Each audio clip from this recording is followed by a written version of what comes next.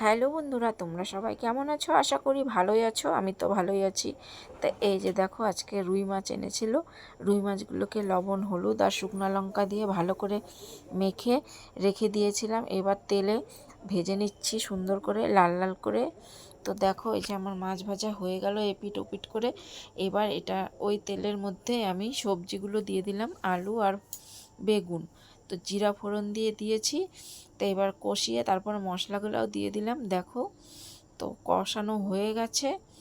এবার ঢেকে দেবো একটু সেদ্ধ হওয়ার জন্য। তো তোমরা আমার শর্ট ভিডিও দেখো, তার জন্য অনেক অনেক ধন্যবাদ তোমাদেরকে।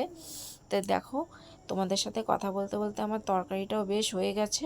এবার আমি জল দিয়ে দেব। জল দেওয়ার পরে মাছগুলোকে ঢেলে দেব। তো একদম মশলা শুকিয়েছে। এবার আমি জল দিয়ে দিলাম মাছের ঝোলের। তো বেশি দিব না। তো এবার মাছগুলোও দিয়ে একবারে ফুটিয়ে নেব। তো মাছগুলো এমন জোরে ফুটে এসছে, আজকে আমার মুখে দাগ বসে গেছে।